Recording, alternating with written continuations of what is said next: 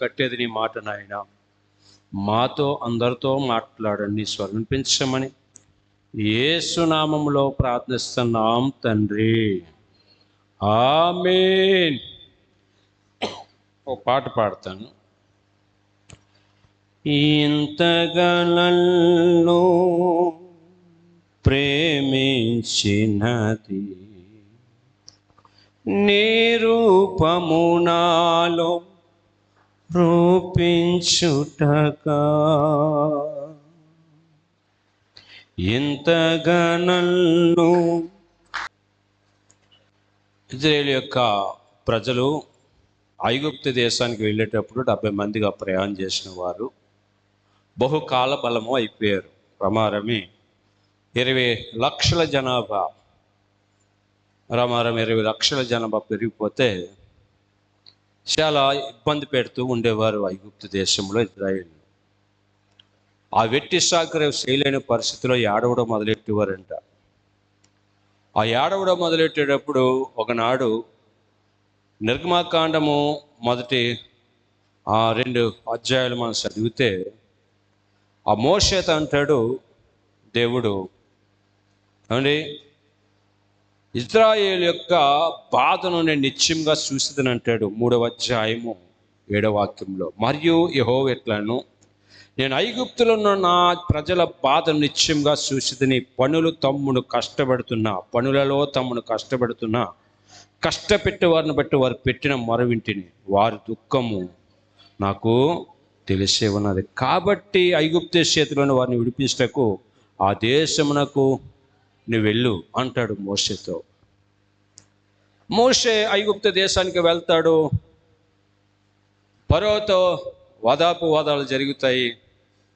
ఆ దేవాదేవుడు నిశ్చలమైన దేవుడని, సర్వశక్తి కలిగిన దేవుడని కొనిపరుచుకోవడానికి 10 అద్భుతాలు చేస్తాడు. లాస్ట్ అద్భుతము ప్రథమ ఫలం అనగా మొదటి పుట్టిన కుమారుడు ఏ ఇంట్లో అయితే పుట్టాడో, పెద్దోడైనా చిన్నోడైనా, గొర్రెలతో సహా ఐగుప్తు దేశ ప్రజలలో పెద్ద కల్లోలం లేపుతుంది. పరో కుమారుడు కూడా చచ్చిపోతే మోషేతో అంటాడు, నీ ప్రజలను తీసుకెళ్ళిపోమంటాడు. మోషే ఎర్ర సముద్రం దాటొచ్చిన తర్వాత అలా ప్రయాణం చేస్తూ ఉన్న సమయంలో ఏం జరిగిందంటే, ఈ 17వ అధ్యాయం వచ్చేటప్పటికి అమాలేకులు ఎదురవ్వారు. ఈ అమాలేకులు ఎదురవ్వనప్పుడు, ప్రభువా నన్ను ఏం చేయమంటావు అని దేవుని అడిగితే ప్రార్థన చేయమంటే ప్రార్థన చేస్తూ ఉన్నాడు. అప్పుడు రాయబడిన మాట ఏంటంటే, మోషే తన సై పైకెత్తినప్పుడు, ఎవరు వెళ్ళారండి యుద్ధానికంటే? యెహోషువ వెళ్ళాడు. యెహోషువ తన జనులను తీసుకుని యుద్ధంలో ఉండగా మోషే కొండ శిఖరానికి వెళ్ళి ప్రార్థన చేస్తూ ఉన్నట్లుగా మనం చూస్తున్నాం. అక్కడ ఉంటాడు 10వ వచనంలో, యెహోషువ మోషే తను చెప్పినట్లు చేసి అమాలేకుల యుద్ధం ఆడింది. మోషే, అహరోనును ఊరును అను వారు కొండ శిఖరానికి ఎక్కారంట. మోషే తన సైనికులు పైకెత్తినప్పుడంట ఇజ్రాయేల్ ప్రజలందరికీ ఆశీర్వాదం కలుగుతుంది. దేవునికి స్తోత్రం చెప్పుకుందాము. ఇజ్రాయేల్ ప్రజలందరికీ ఆశీర్వాదం కలుగుతుంది. అక్కడ రాయబడిన మాట, అక్కడ 11వ వచనం చదివితే మోషే చేతులు అప్పుడు 12వ వచనం చదివితే మోషే చేతులు బరువెక్కగా వారు ఒక రాయి తీసుకుని వచ్చి అతడు దాని మీద కూర్చుంటకే దాన్ని వేసిరి. అహరోను ఊరును ఒకడు ఈ పక్కను ఒకడు ఆ పక్కను అతని చేతులు ఆదుకొనగా అతని చేతులు సూర్యుడు అస్తమించే వరకు నిలకడగా ఉన్నాయంట. యెహోషువ ఏమో పాలెంలో యుద్ధం చేస్తూ ఉన్నాడు. చూడండి 13వ వచనం, అట్లు యెహోషువ కత్తి వాత చేత అమేలీకుల రాజులను అతని జనులను మీద విజయం వచ్చిందంటే గెలిచారంటే. అంటే మోషే చేతులు ఆకాశం వైపు ఎత్తినప్పుడు మోషే చేతులను చూశాడు దేవుడు. మన కష్టాలు, మన బాధలు, మన ఇరుకులు, మన ఇబ్బందులు, మన సమస్యల నుంచి విడుదల పొందాలంటే ఒకే ఒక ఆయుధము, దేవుని వైపు మన చేతెత్తి ప్రార్థన చేయాలి. నమ్మితే దేవునికి స్తోత్రం చెప్తామా? ప్రార్థన. ఎప్పుడైతే నువ్వు ప్రార్థన చేస్తావో ప్రార్థనలో విజయం వస్తుంది.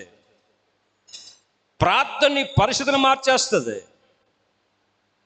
ప్రార్థన నీ అవసరాలన్నీ తీరుస్తుంది. ప్రార్థన నీ బ్రతుకులో ఉన్న ప్రతి ఒక్క నిట్టూర్పును తొలగించేస్తుంది. ఆ రోజున ఆ 11 వాక్యం చదివితే, మోషే తన చేతులు పైకెత్తినప్పుడు ఇశ్రాయేలు కలిసి, మోషే తన చెయ్యి దింపినప్పుడు అమాలేకులు వెళ్తున్నారంట. ఈరోజు నువ్వు గెలవాలంటే నీ చేతులు పైకెత్తి ప్రార్థన చేయుదువుగాక. ప్రతి దాంట్లో విజయం రావాలంటే చేతులు ఎత్తాలి, మోకాలు వంచి. ఎలాంటి చేతులు ఎత్తాలని చెప్తుందంటే బైబిల్ చూద్దాము. అక్కడ రాయబడిన మాట 1 తిమోతికి రాసిన పత్రిక 2వ అధ్యాయం 8వ వాక్యం చదువుదాం. ఎలాంటి చేతులు అంటే, పవిత్రమైన చేతులెత్తి ప్రార్థన చేయవాలని కోరుతున్నాను. భక్తుడైన పౌలు ఏమంటాడో తెలిస్తే, కొరింథీ తిమోతికి రాస్తూ, తిమోతి నీ చేతులు ఎలా ఉండాలంట? పవిత్రమైన చేతులెత్తి. యేసుప్రభువు అంట, నువ్వు చేతులు ఎత్తినప్పుడు నీ చేతులు అంత పవిత్రంగా ఉన్నాయి చూస్తాడంట. నమ్మిన అర్థమైన దేవునికి స్తోత్రం చెప్పండి. మోసే చేతులు ఎత్తేటప్పుడు దేవుడు చూస్తే మోసే చేతులు పవిత్రంగా ఉన్నాయి, మోసే చేతులు నిర్దోషంగా ఉన్నాయి, మోసే చేతులు పరిశుద్ధంగా ఉన్నాయి, మోసే చేతుల్లో మరకలు లేవు, దోషాలు లేవు, కలంకు లేదు, ముడత లేదు, డాగు లేదు, అపవిత్రత లేదు. అందుకనే మోసే చేతులు ఎత్తినప్పుడు అంట విజయం వచ్చిందంట. ఈరోజు నీ చేతులు ఎత్తినప్పుడు నీకు విజయం రావాలి, నువ్వు గెలవాలి, సమస్యల నుంచి గెలవాలి. ఏ చేతులు ఎత్తాలంట? రాయబడిన మాట చదవండి. 1 తిమోతి పత్రిక 2:8 వాక్యం. ప్రతి స్థలమందును పురుషులను కోపమును సంచములు లేని వారై పవిత్రమైన చేతులెత్తే ప్రార్థన సేవలను నేను కోరుస్తున్నాను. మా పురుషులే కాదు, స్త్రీలు కూడా. ఏ చేతులు ఎత్తాలంట? పవిత్రమైన చేతులెత్తి ప్రార్థన చేస్తానంట. ఆ ప్రార్థనకు నా దేవుడు జవాబిస్తాడు. నీకు విజయం రావాలంటే నీ చేతిలో పవిత్రత ఉండాలి, నీ చేతులు పరిశుద్ధంగా ఉండాలి, నీ చేతుల్లో ఏ మాత్రం కూడా మరకలు ఆనకూడదు, దోషాలు ఆనకూడదు, కలంకాలు ఆనకూడదు, నుడతలు ఆనకూడదు, ముడతలు ఆనకూడదు, అపవిత్రత నా దేవుడు చూడకూడదు. ఒకవేళ అపవిత్రత ఉంటే నీ చేతులు ఎత్తినప్పుడు యేసుప్రభువు నీ ప్రార్థన ఆలకించడంట. ఈ ప్రార్థన ఎలా ఉండాలంట? నిర్దోషమైన చేతులు కలిగిన ప్రార్థన. అందుకనే తిమోతికి పౌలు గారు రాస్తా అంటాడు, పవిత్రమైన చేతులు ఎత్తి ప్రార్థన సేవలననే కోరుస్తున్నాను. ఏ చేతులు ఎత్తాలమ్మా? మోసే చేతిలో దేవుడు పరిశుద్ధతను చూశాడు. మరి నీ చేతిలో పరిశుద్ధత ఉన్నదా? ఈరోజు నీ చేతులు పరిశుద్ధంగా ఉండాలంటే ఏమేమి చేయకూడదు? ఏమండి, 4 విషయాలు చెప్తాను. 4 విషయాలు. చాలా విషయాలు ఉన్నాయి, దాంట్లో 4 విషయాలు చెప్తాను, క్లుప్తంగా చెప్తాను. చూడండి, సమూయేలు అనే భక్తుడు ఉన్నాడు, ప్రవక్త. ప్రవక్త 2 కొడుకులు ఉన్నారు. మోషే సమూయేలు దేవుని పట్ల యథార్థమైన పని చేసినవాడు, యథార్థమైన ప్రవక్తను గలవాడు. సమూయేలు తనకి పుట్టిన 2 పిల్లలు కూడా అంట లంచాలు పుచ్చుకోవడం మొదలెట్టారంట. నీ చేతులు ఏమించుకోకూడదు తెలుసా? లంచములు పుచ్చుకోకూడదు. చదవండి ఆ మాట. 1 సమూయేలు గ్రంథం 8వ అధ్యాయము 1-5 వాక్యాలు. 1-5 వచనాలు చదువుదాం. 1 సమూయేలు గ్రంథం.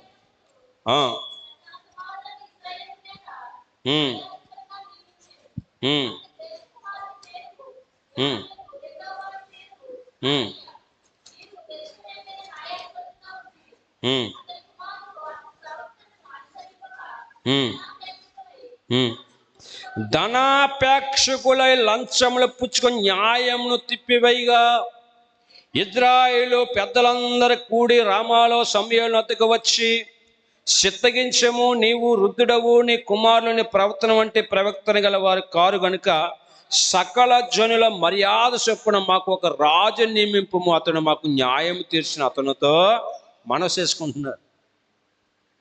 సమూయేలు ఎవరంటే గొప్ప ప్రవక్త. దాను మొదలు బెహెర్షెబా వరకు గొప్ప ప్రవక్తగా స్థిరపడిన వ్యక్తి. తన గర్భాన్ని పుట్టిన పిల్లలు లంచగొండుగా ప్రవర్తిస్తున్నారు. మరి లంచాలతో కూడిన యొక్క చేతులు ఎత్తితే ప్రభు ఆలకిస్తాడా? దేవుని యొక్క వాక్యం చలవస్తున్నది. లంచం అంట చూడండి, ద్వితీయోపదేశకాండం 16వ అధ్యాయం 19 వాక్యము, ద్వితీయోపదేశకాండం 27వ అధ్యాయం 25 వాక్యం చూద్దాం. ఏలయనగా లంచము జ్ఞానుల కొనలు గుడితను కలగజేస్తుంది. ఎంత జ్ఞాని కొల్లైన గుడితను కలగజేస్తుంది.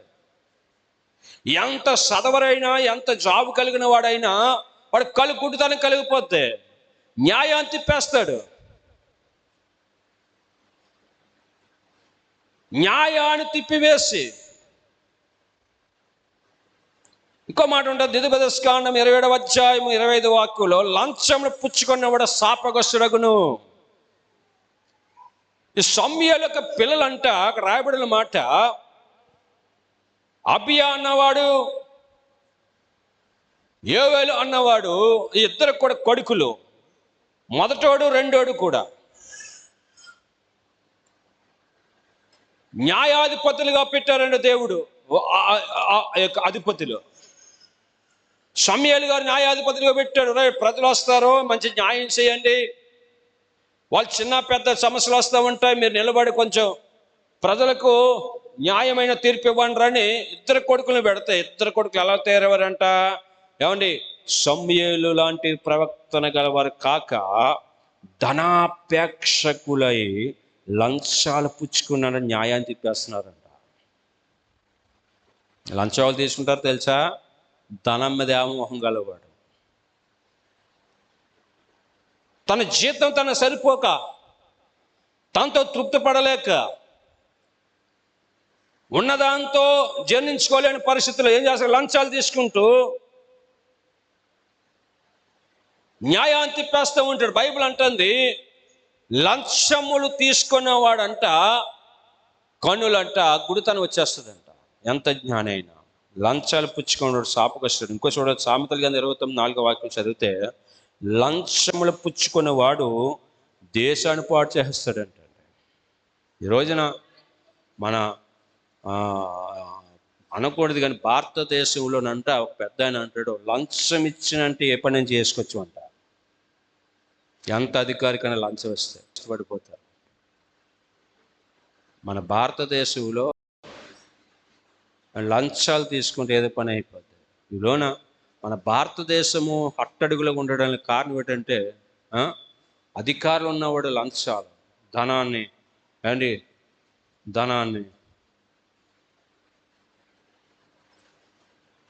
ధన వ్యామోహముతో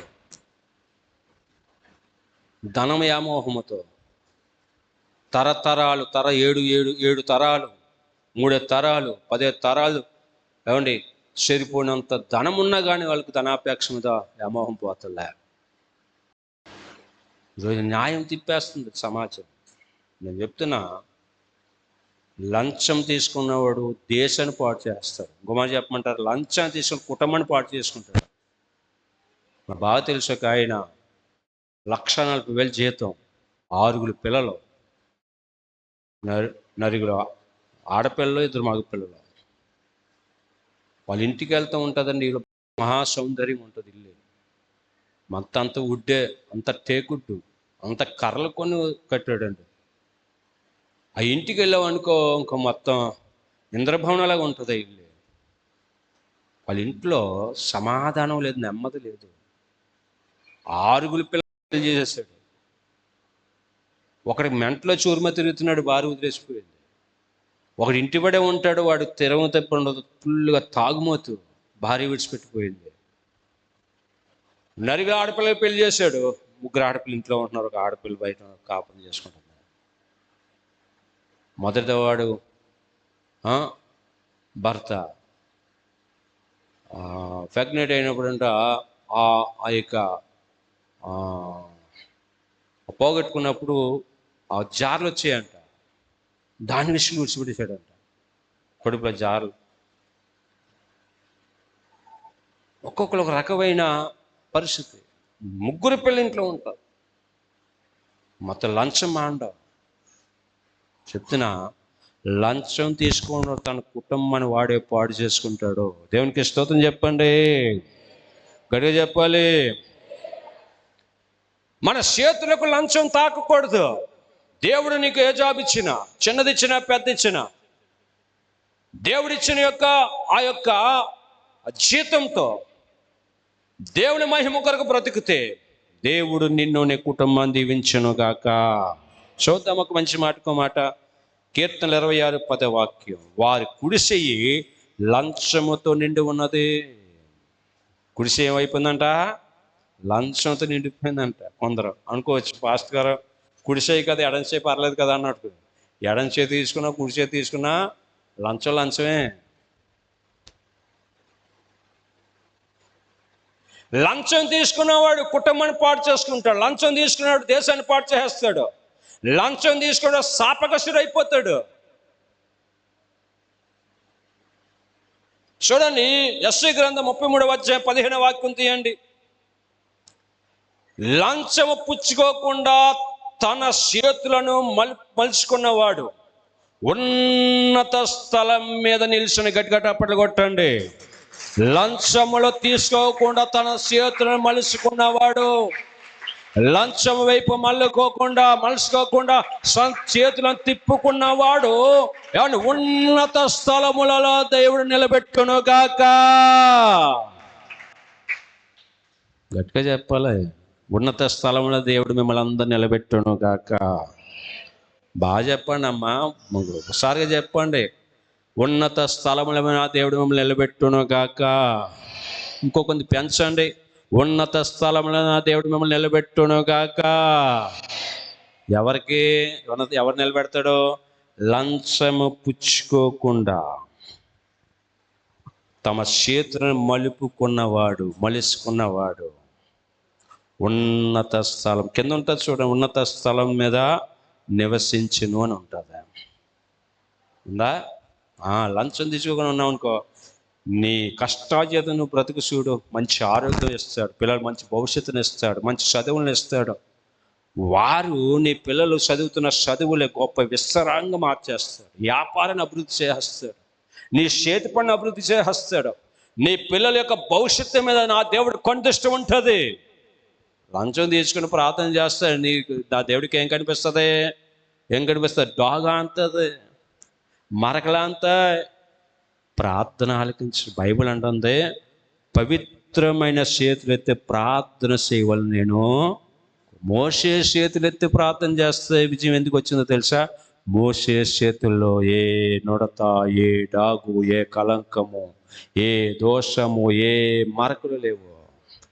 నువ్వు చేతులు ఎత్తినప్పుడు ఏ మరక అనకూడదు. దేవునికి స్తోత్రం చెప్పుకుందామా? ఇంకో మాట, రెండో మాట చెప్తున్నా. రెండోది ఏంటంటే, విగ్రహారాధన చేయకూడదు, లేక నమస్కారం చేయకూడదు. నీ చేతులు విగ్రహారాధన చేయకూడదు. బైబిల్ చెప్తుంది, చూద్దాము. 1 రాజుల గ్రంథము 11:1 చదువుదాం. బైబిల్ ఉన్నవారు త్వరగా కొంచెం సహకరించండి. టైం చాలా స్పీడ్గా పరిగెడుతూ ఉంది. రాజుల 1 గ్రంథం 11:1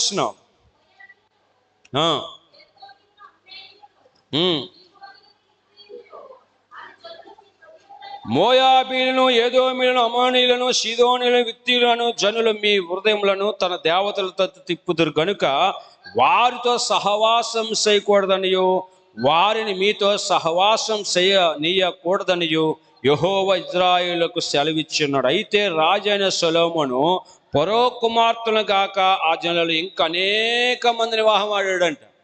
ఎవరో? సొలొమోను గారు. ఆయన ప్రార్థన చేస్తాం ఒకసారి. 2 దినవృత్తాంతాల గ్రంథము 6వ అధ్యాయంలో ఉంటుంది. ఆయన ప్రార్థన చేస్తానంట. ఆ ప్రార్థనకి దేవుడు జవాబిచ్చి, అవునండి, 7వ అధ్యాయం అని చదివితే 1వ వచనంలో అభిషేకం దిగి వచ్చేసిందంట. దేవుని అభిషేకం దిగి వచ్చిన చేతులతో సొలొమోను ఏం చేస్తున్నాడు తెలుసా? చదవండి, 18వ వచనం. తమ దేవతలకు ధూపం వేసి బళ్ళు అర్పించుచుండెను. ఏ చేతులతో? ప్రార్థన చేసిన చేతులతో బలి అర్పిస్తున్నాడు. ప్రార్థన చేసిన చేతులతో ధూపాలు వేస్తున్నాడు. ప్రార్థన చేసిన చేతులతో దేవతలకు దండం పెడుతున్నాడు. ప్రార్థన చేసిన చేతులతో ఏమండి నమస్కారం చేస్తున్నాడు. ప్రియ దైవజనమా, దేవుని వాక్యం అంటుంది నిర్గమకాండంలో మొత్తం నిర్గమకాండం 20వ అధ్యాయం 4వ వాక్యం చదివితే, పైన ఆకాశం అందే కానీ కింద భూమి అందే కానీ భూమి కింద నీళ్ళ అందే కానీ ఏమంటే దేని రూపమునైనను విగ్రహమునైనా నువ్వు చేసుకొనకూడదు, వాటికి సాగిలి పడకూడదు, వాటికి పూజింపకూడదు. మా దేవుడు అంటాడు, పూజించి సాగిలి పడ్డావు అనుకో, నేను రోషం కలిగిన దేవుడిని, జాగ్రత్త. నిర్గమకాండము 20వ అధ్యాయం 4వ వాక్యం, ఆకాశమందు అందే కానీ కింద భూమి అందే కానీ భూమి కింద నీళ్ళు అందే కానీ దేని రూపమునైన విగ్రహం చేసుకొనకూడదు, దాన్ని సాగిలి పడకూడదు, దాన్ని నమస్కారం చేయకూడదురా అని ఈ నిర్గమకాండలో ప్రకటిస్తే, ఆ సొలొమోను వృద్ధుడైన తరువాత, చదవండి మాట 4వ వాక్యం 11 వాక్యం, సొలొమోను వృద్ధుడైన తరువాత అతని భార్యలు అతని హృదయమును ఇతర దేవతల తట్టు తిప్పగా, అతని తండ్రి అయిన దావీదు హృదయములో అతని హృదయము దేవుడని యెహోవా యెడల యథార్థత కాకపోయిను. సొలొమోను అస్తరోతు అను సీదోనుల దేవతలను, మిల్కోను అను అమోనీల ఏయమైన దేవతలను అనుసరించి నడిచెను. ఈ ప్రకారం సొలొమోను యెహోవా దృష్టికి చెడు నడతను నడిచిన తన తండ్రి అయిన దావీదు అనుసరించినట్టు యథార్థ హృదయంతో యెహోవాను అనుసరింపలేదు. ఎటండా భార్యలు బట్టి అంటే మారిపోయాడంటే ముసలోడు అయిపోయాక. ముసలోడికి కొంచెం శాదార్థాలు ఎక్కువ, ఎవరు చెప్తే మాట ఆలకించేస్తారు. వాళ్ళు మంచిగా చెడ్డ కూడా ఆలోచించరు. వెంటనే ముసలోడికి భార్యల మీద ఎక్కువైపోయింది. సృష్టికర్తని దేవుని విడిచిపెట్టేశాడు, తనకు నడక నేర్పిన దేవుని విడిచిపెట్టేశాడు, తన బ్రతుకునిచ్చిన దేవుని విడిచిపెట్టేశాడు, తనకి జ్ఞానం ఇచ్చిన దేవుని విడిచిపెట్టేశాడు.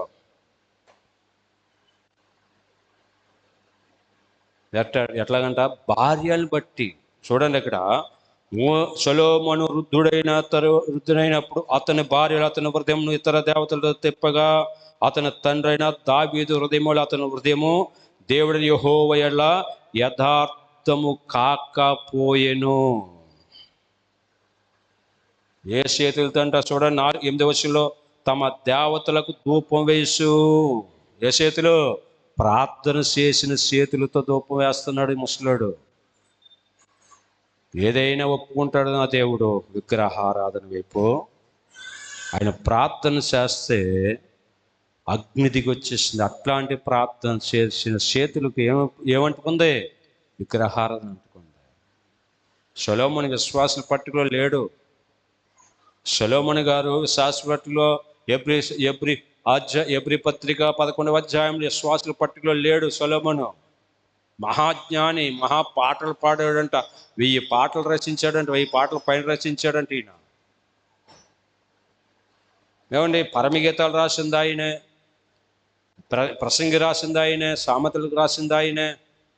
ఏమండి, ఇట్లాంటి మహాభక్తుడు ఎక్కడికి వెళ్ళిపోయాడు?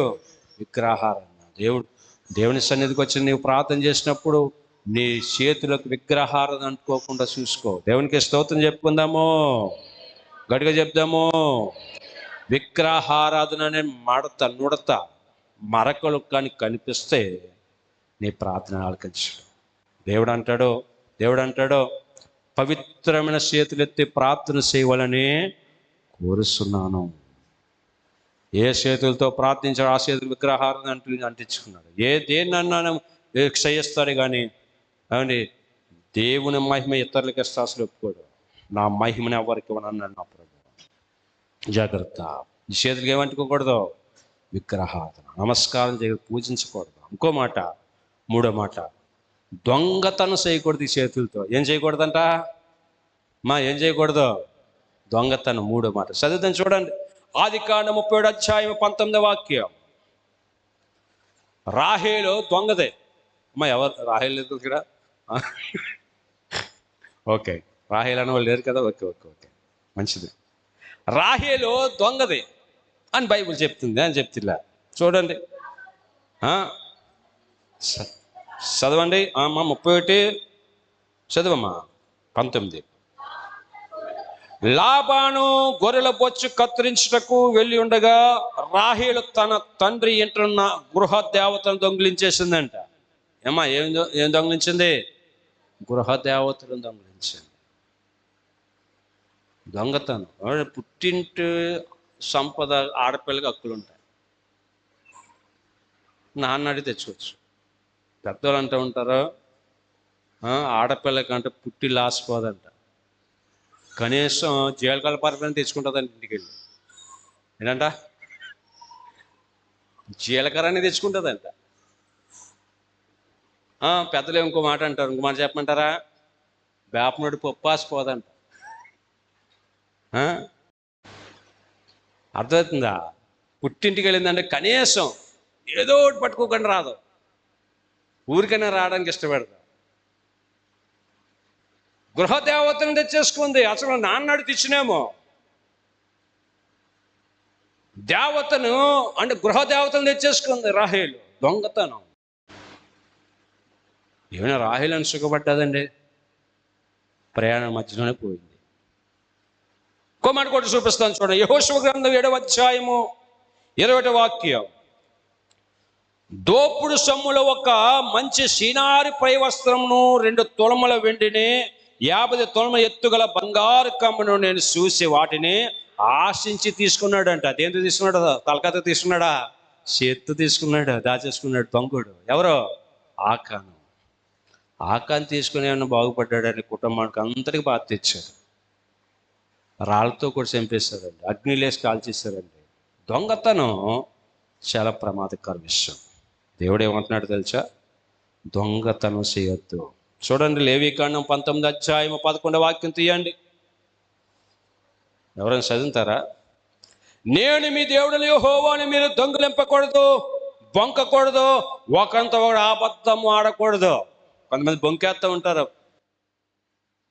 మా అలా ఆయనంట సేబులో డబ్బులు పోతూ ఉండేవి అంట, 200 300. ఆ రోజు 500 పోయాయంట. నా జేబులో 2000 ఉండాలి, ఎవరైనా తీసారా అన్నట. అమ్మో నాకు తెలియదా, మరి 5 ఇచ్చేసిందంట. అర్థమవుతుందా? అంటే ఆవిడ ఉద్దేశం ఏంటి? నాకడ దొంగలు ఎవరు ఇంట్లో ఉన్నారో వాళ్ళు ఎట్టిద్దాం. 500 ఎట్టాడు, 500 పోనీ. 500 అంటే డబ్బులు ఇవ్వదని 2000 పోయి అన్నారంట. ఎన్ని ఇచ్చేసి బాబు నాకు తెలియదు బాబు.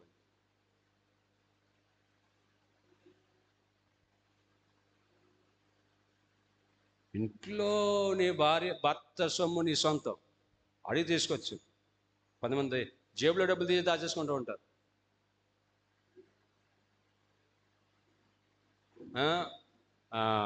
పూర్వదినాల్లో నాకు చెప్పారు. అప్పుడు నాకు కూడా ఊహ తెలుసు, చాలా ఊహ తెలుసు. అప్పుడు నేను చూశాను. మా మాయ పెట్టితో డబ్బు పట్టుకొచ్చాడు. బోర్డు దగ్గర నుంచి పెట్టిన దగ్గర 10,000 కట్టలేదు. కట్టలు తెలిసిపోతాయి కదా, 100 200 500 ఆ కట్టలో తెలియవు. 10,000 కట్టలేదని చెప్పేటప్పటికి ఎత్తుకుంటే పిలిచాడు. పిలిచేటప్పటికి ఈ కట్టెట్టుకెళ్ళి పొయ్యిలు వేసేసింది. పొయ్యిలో కాలిపోయిన సగం కట్ట. ఏంటి వాసన వస్తుంది ఏంటంటే ఆ కట్ట తీసేటప్పుడు 10,000 కట్ట కాలిపోతుంది. దొంగతనం చేసే వాళ్ళకి భయం ఉంటుందా? ఆకాను ఏం చేస్తున్నాడు తెలిసి బొంకేస్తున్నాడు. చదవండి ఆ మాట చదవండి. యెహోషువ గ్రంథం 7వ అధ్యాయము 11వ వాక్యం.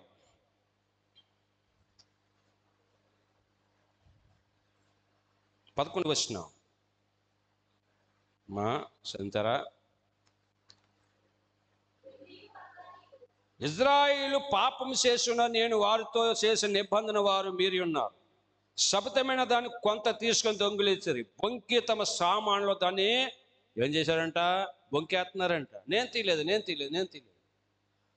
ఆకాన్ని అడిగితే నేను తీయలేదు అన్నాడంట. ప్రీతి బొంకేస్తూ ఉంటారు కొంతమంది. బొంకొద్దు అంటున్నాడు యేసయ్య. కొంతమంది బొంకేస్తూ ఉంటారు. నీ పొరుగు వారిది ఏది ఆశించకూడదు ఉంది బైబిల్లో. ఏమాడకూడదంట? నీ పొరుగు వారిది ఏది, ఎవరైనా మీకు కోరేసి ఇచ్చారని మళ్ళీ అటుకులు ఇచ్చేయండి, గిన్నెలు. ఇంట్లో ఉన్నది కదా, ఇంట్లో దాసేకండి. ఆ మనిషి వస్తే మళ్ళీ దాని మీద క్లాత కూడా కప్పేస్తూ ఉంటారు కొంతమంది. సోత అడుగుతుంది మరి.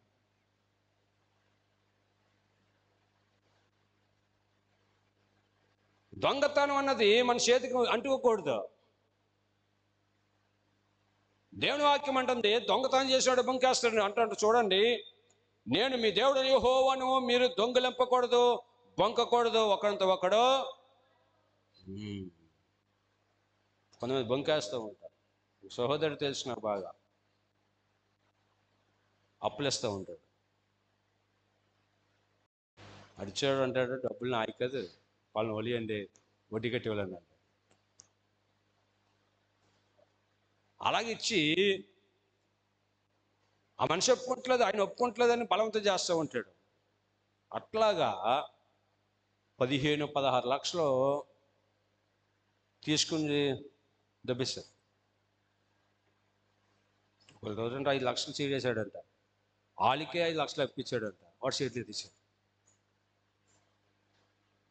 ఇలాంటి వాళ్ళు ఏమంటారు, కాకులు కొట్టి గదలు కట్టేసి కూలిగా అబద్ధం బొంకేస్తూ ఉంటారు. నీకు ఆడిదంటే ఎవరు కాదంటారండి, నాదేనండి, నాకు కావాలి, నాకు అవసరం అంటే ఇస్తారు. ఇంకొకరిది ఇట్లాగా బొంకూడదు, దొంగిలించకూడదు. ఏం జట దొంగిలించకూడదు, దొంగతనము. దేవునికి స్తోత్రం చెప్పండి, గడి చెప్పండి. ఇక్కడ బోటు వంటలు ఎవరు లేరు కదా, అప్పుడు ఉండగానే చెప్పేశాను, ఇక్కడ ఏముందిలే. బోటు వంటలు ఏం చేస్తారో తెలుసా, కళాశాలకి 10% తీస్తారు, 10% ఇస్తారు షేర్లకి. 10 షేర్లు 20 షేర్లు షేర్ చేస్తూ ఉంటారు యాట్లో.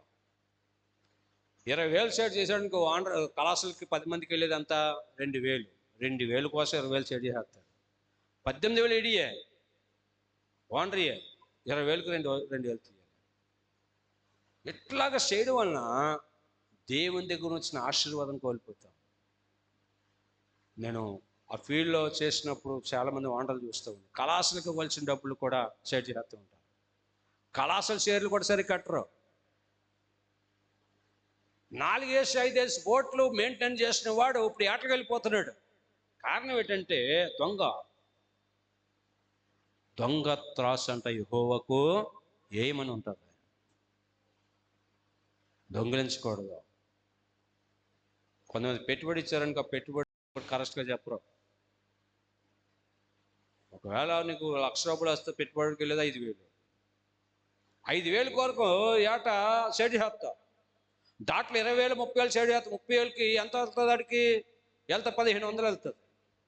1,500 కోసం 30,000 కాకపోతే వాడేస్తా, ఇంత వచ్చిందంట. బైబిల్ అంటుంది దొంగిలించకూడదు. దేవునికి స్తోత్రం చెప్పుకుందాము. నీ చేతికి దొంగతనము అంటుకోకూడదు. నీ చేతికి ఎత్తినప్పుడు నా దేవుడు నీ యొక్క ముడత డాగు చూస్తాడు, మరకలు చూస్తాడు నా ప్రభు. మోషే చేతుల పైకెత్తినప్పుడు ఇజ్రాయెలుకి విజయం ఎందుకు వచ్చిందో తెలుసా? మోషే చేతులు నిర్దోషంగా ఉన్నాయి. దేవునికి స్తోత్రం చెప్పుకుందామా, గడిగ చెప్దామా. నీ చేతులు ఎత్తినప్పుడు నీలోంచి దొంగతనం ఆనకూడదు. పాస్టమ్ చెప్తూ ఉంటారు, దొంగతనం కాదనుకో, కూటాలు ఎట్టినప్పుడు అవి ఎట్టినప్పుడు తప్పేళ్ళు పట్టిపోతున్నారు, డబ్బాలు పట్టిపోతున్నారు, తెత్తలేదు అంటుంది. అట్లాంటివి ఏమైనా ఉంటే పట్టుకొచ్చేది. పొరపాటు కాబట్టి పట్టుకొచ్చాను, దొంగతనం కాదనుకో. అట్లాంటివి ఉంటాయి. నీ పొరుగు వారిది ఏది చెప్పండి అమ్మా. ఓకే, దేవునికి స్తోత్రం చెప్పుకుందామా. బాగా బాధతో చెప్దామా? బాధతో చెప్తున్నారు మీలో.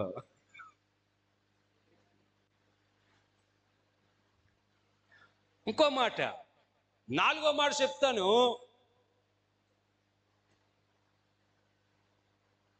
అభిషక్తుడైన సేవకుడి మీద చెయ్య వెత్తకూడదు, చేసుకోకూడదు.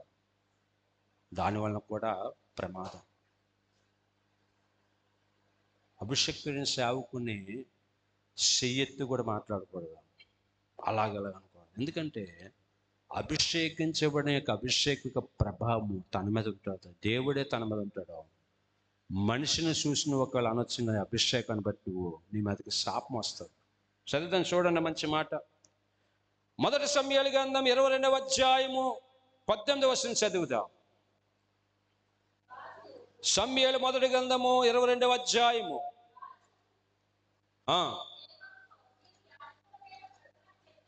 ఉమ్, ఉమ్, ఉమ్. ఎపోదు ధరించుకున్న 85 ఆ దినమందు హతం చేసేసారు.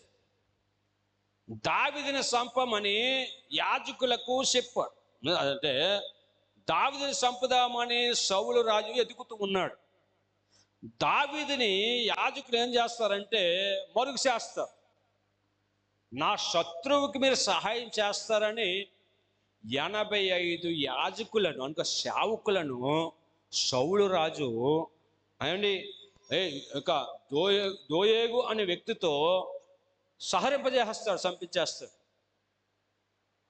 చెప్తున్నా, దైవజనుడును ఏమాత్రం కూడా సహి చేసుకున్నట్టుగా, ఏలు చూపినట్టుగా, రహస్యంగా తిట్టుకునేట్టుగా కూడా ఉండకూడదు. రహస్యమందు నువ్వు తిట్టుకుంటే రహస్యమందు చూసే దేవుడు చూస్తాడు. చూడండి అక్కడ మాట 16వ వాక్యం. రాజు అహయేలుకు నీకును నీ తండ్రి ఇంటి వారి అందరికీ మరణము నిశ్చయంగా అవునని చెప్పి యెహోవా యాజకులకు వీరు దావీదుతో కలిసినందున అతడు పారిపోయిన సంగతి తెలిసియు నాకు తెలియజేయకపోయినందునను మీరు వారి మీద పడి చంపుడని తన చుట్టూ నిల్చున్న కావలి వారిని ఆజ్ఞించాను. రాజు సేవకులు యెహోవా యాజకులను హతం చేయనోళ్ళకు ఉండగా రాజు ఏమండి దోయేగుతో నువ్వు ఈ యాజకుల మీద పడమని చెప్పింది. అప్పుడు ఏదోముడైన ఒక దోయేగు యాజకుల మీద పడి ఎపోదు ధరించుకున్న 50 మంది 5గురిని ఆ దినమందు హతము చేసెను. మరియు అతడు యాజకుల పట్టణంలో నోబు కాపురస్తులను కత్తి హతము చేయించింది. మగవారినేమి, ఆడవారినేమి, బాలులనేమి, పసిపిల్లనేమి, ఎడ్లనేమి, గబ్ధములనేమి, గొర్రెలనేమి అన్నిటిని కత్తివాత హతం చేశాను. అయితే అహీటూబు కుమారుడైన అహిమేలెకు కుమారుడు అబ్యాతారు అని ఒకడు తప్పించుకుని పారిపోయి దావీదు వద్దకు వచ్చి సౌలు యెహోవా యాజకుని చంపిన సంగతి దావీదునకు తెలియజేయగా. యాజకుని చంపేశాడండి సౌలు, రాజుగా ఉండి చంపించేశాడు. ఏమైనా సుఖపడ్డాడంటే 31వ అధ్యాయం చదవండి. 31వ అధ్యాయం చదవండి, 2-3 వచనాల్లో. ఏమండి సమూయేలు గ్రంథము, మొదటి సమూయేలు గ్రంథంలో ఏమండి 2-3 వచనాలు చదువుదాం. సౌలు అతని కుమారులు తర్ముసు, యోనాతాను, అభినాదాము, మెల్కిషు అను సౌలు యొక్క కుమారులు హతము చేసిరి. యుద్ధంలో సౌలు ఓడిపోతుండగా అతడు అంబు వేయు వారిని కంటబడి వారి చేత బహు గాయములు నొందెను. అప్పుడు సౌలు సున్నత లేని వీరు వచ్చి నన్ను పొడిసి అపవాసం చేయకున్నట్లు నీ కత్తి దూసి నన్ను చంపమనగా తన ఆయుధములు మోయి వానితో చెప్పగా అతడు భయం చేత అలాగూ చేయననుకున్నా. అయితే కనుక సౌలు తన కత్తి మీద పడి చచ్చిపోయాడంట. తన ప్రాణం తనే తీసేసుకున్నాడు. యాజకులను ఏమాత్రం కూడా మనం ఏం చేయకూడదు, తక్కువ చేసి యాజకుల మీద సై వేయకూడదు, అభిషక్తుల మీద తక్కువ చేసి మాట్లాడకూడదు. అలాగని ఒక మాట చెప్పమంటారా, శతస్కోప్ వేసుకున్న వాళ్ళందరూ డాక్టర్లు కాదు. ఇంకో మాట చెప్పలేదు, మీకు ఆర్ఎంపీ డాక్టర్లు మొత్తం వర్క్ చేయించకూడదు. ఆర్ఎంపీ డాక్టర్లతో, ఆర్ఎంపీ డాక్టర్లకి సగం పని తెలుసు. ఎప్పుడు ఛాలెంజ్ పెట్టాలో ఎప్పుడు ఎట్టకూడదు కూడా తెలియదు వాళ్ళకి. జ్వరం వచ్చిన పెడేస్తారు పంపించేయడానికి. వాళ్ళకి డబ్బులు రావాలి. మీకు ఏమైనా సమస్యలు బలహీనతలు ఉంటే ఎంబీబీఎస్ డాక్టర్ దగ్గరికి వెళ్ళండి తప్ప ఏమండి ఊరి మీద తిరిగి ఆర్ఎంపీలు తీసి తెచ్చుకోకండి. సులువుగా అదే పొడిచేస్తాడు, 150 అట్టు పెడతారు. నీ కిడ్నీలో నీ బాడీలో అవయవాలు ఏదో కొట్టేస్తాయి. వాడు చెప్పే మాట ఆర్ఎంపీ డాక్టర్లతో ఏం చూపించుకోకండి. ఏమండి అలాగని శతస్కోప్ వేసుకున్న డాక్టర్లు కాదు, బైబిల్ పట్టుకుని తిరిగే వాళ్ళందరూ పాస్టర్లు కాదు. ఇప్పుడు పాస్టర్లు అనడానికి ఏమి ఇబ్బంది లేదు. 4 మాటలు నేర్చుకున్న పాస్టర్ అయిపోతున్నారు. పాస్టర్ అనడానికి పిలవాలి. ఆయన పిలిచినప్పుడు ఏం చేస్తాడు తెలుసు? ఇప్పుడు పెళ్ళికి వచ్చావండి, అవండి పెళ్ళికి పిలవబడ్డా అమ్మాయి వాళ్ళకి పెళ్ళికి పిలవబడ్డావు, పిలవబడిన పెళ్ళికి వచ్చావు. వచ్చిన తర్వాత భోజనాలు వండుతారా, రాకముందు భోజనాలు ఉంచుతారా? చెప్పండి అమ్మా. ఇప్పుడు పెళ్ళికి వచ్చావు, పెళ్ళికి పిలువబడ్డావు, పెళ్ళికి వెళ్తున్నావు, ముందుగానే భోజనాలు సిద్ధపరుస్తాం, పలానా టైంలో భోజనాలు పెడతామని. అట్లాగా పిలువబడిన సేవకుడికి ఏం చేస్తాడు తెలిసే, దేవుడు ముందుగానే సంఘాన్ని సిద్ధపరుస్తాడు, జనులను సిద్ధపరుస్తాడు. ఎంతమంది నీకు ఇవ్వాలి అంతమంది కూడా సిద్ధపరుస్తాడు. పిలువబడిన సేవకుడు వేరు. సేవకులు అనబడిన వారు అందరూ సేవకులు కాదు. ఇక్కడ అంటాడు, అభిషక్తుల మీద ఏమాత్రం తక్కువ చేసి మాట్లాడకూడదు. అభిషక్తుల మీద తక్కువ చేసి మాట్లాడాడు సౌలు. ఒక రోజున దేవుడే ఒక రోజున సమూయేలుగా దావీదు కన్నా సౌలుని అప్పచెప్పాడంట. ఒక మాట చూద్దాం, ఈ మాట మీకు కొద్దిగా అర్థమవుతుంది. చూడండి, 24వ అధ్యాయము 6వ వచనం చదవండి. 6వ వచనం. ఇతడు యెహోవా చేత అభిషేకము నొందినవాడు గనుక యెహోవా చేత అభిషక్తుడైన నా ప్రభునకు నేను ఈ కార్యం చేయను, యెహోవాని బట్టి అతను నేను సంపన్నను అని తన జనులతో చెప్పాను. ఈ మాట చెప్పి దావీదు తన జనులను అడ్డగించి సౌలు మీదకి పోనీక వారిని ఆపాడంట. గృహలో సౌలు దొరికాడు.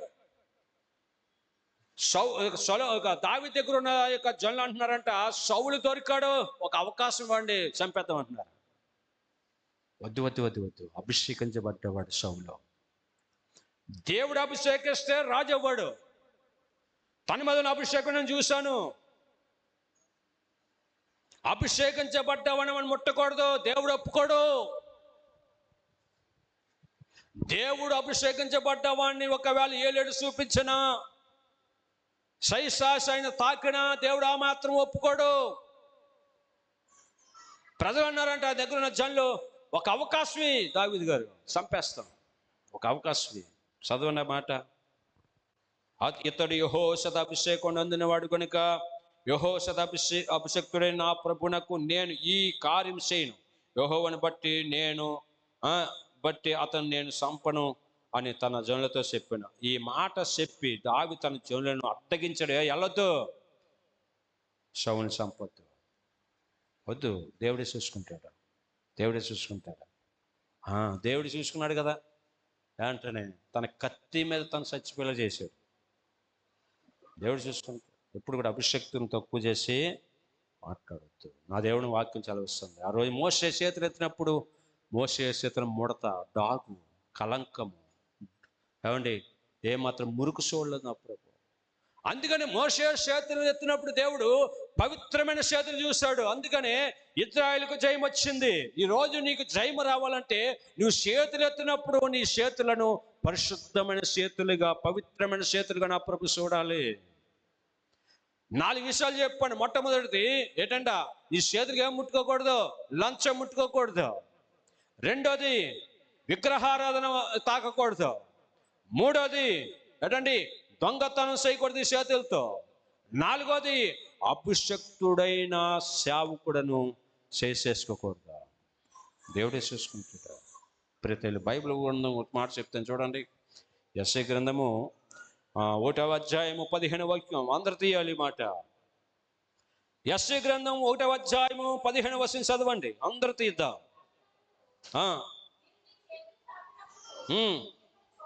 మీరు మీ చేతులు సాపినప్పుడు మిమ్మల్ని చూడక నా కన్నులు కప్పుకొందును, మీరు బహుగా ప్రార్థన చేస్తున్నాను నేను వినను. మీ చేతుల రక్తంతో నిండి ఉన్నవి, మిమ్మల్ని కడుక్కొని శుద్ధి చేసుకోవాలి. ఏమంట, రక్తం, పాపపు రక్తంతో ఉన్నాయంట, మురుకుతో ఉన్నాయంట, డాగులతో ఉన్నాయంట, కలంకతో ఉన్నాయంట, అపవిత్రంగా ఉన్నాయండి నీ చేతులు. చూడండి, మీరు మీ చేతులు చేపినప్పుడు నేను మిమ్మల్ని చూడక నా కళ్ళు కప్పుకొని, మీరు బహుగా ప్రార్థన చేసినా నేను ఉన్నాను. మీ చేతుల రక్తంతో నిండి ఉన్నవి, మిమ్మల్ని కడుక్కొనుడి, శుద్ధి చేసుకోండి.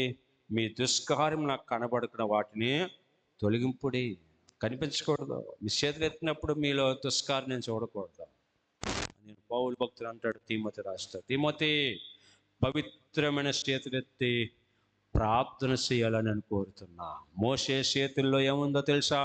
పవిత్రత. అందుకని విజయం చూడగలిగాడు. ఈరోజు నువ్వు ప్రార్థన చేసినప్పుడు నీకు విజయం రావాలంటే, నీ సమస్యను పరిష్కారం పొందాలంటే, నీ బలహీనత విడుదల పొందాలంటే, నీ యొక్క వ్యాపార వర్ధాలన్నా, నీ పిల్లల భవిష్యత్తు ఉన్నత స్థాయిలోకి వెళ్ళాలన్నా, నీ చేతులు చూసినప్పుడు నా దేవుడు పవిత్రత చూసే చేతులుగా ఉండును గాక. ఇంకో మాట చూద్దాం. యెషయా గ్రంథం 59వ అధ్యాయము 3వ వాక్యం కూడా తీద్దాం. 59వ అధ్యాయం 3వ వాక్యం.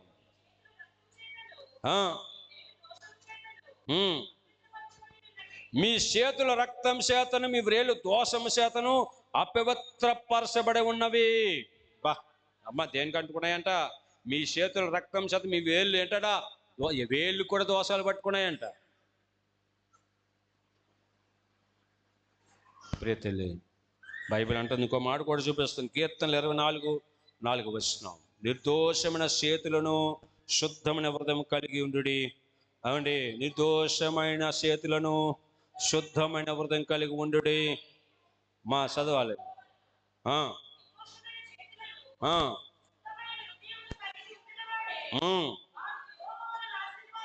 వాడు యెహోవా వలన ఆశీర్వాదం నందును. వాడు యెహోవా వలన ఆశీర్వాదం మీకు, మీ కుటుంబాలకు దేవుడు అనుగ్రహించును గాక.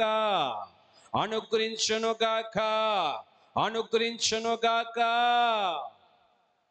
ఏ చేతులు అంట? నిర్దోషమైన చేతులను శుద్ధమైన హృదయం కలిగి ఉన్నవాడే. వాడు యెహోవా వలన. దేవుడిని దీవించాలి. దేవుడిని దీవించాలి తల్లి. దేవుడు నీకు విజయం ఇవ్వాలంటే నీ చేతులు పరిశుద్ధంగా ఉండాలి. రోజున యేసు ప్రభువు వారిని సిలువ వేస్తున్నారు. రోజు సమీపించింది. పిలాతు మరి ఏం చేద్దాము అని ప్రజలను అడిగితే, సిలువేయండి, సిలువేయండి, సిలువేయండి అంటున్నారు. పిలాతు ఏం చేశాడో తెలుసా? మత్తయి సువార్త 27వ అధ్యాయం 24వ వాక్యం తీయండి. అవండి, 27వ అధ్యాయం 24వ వాక్యం మత్తయి సువార్త. అందరూ తీద్దాం.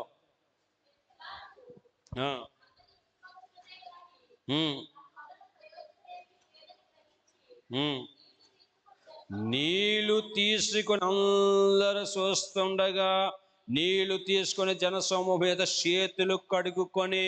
ఈరోజు నువ్వు కడుక్కోవాలి చేతులు. ఒక అన్యుడికే చేతులు కడుక్కుండా పరిస్థితి వచ్చిందంటే నువ్వు చేతులు కడుక్కోవద్దా?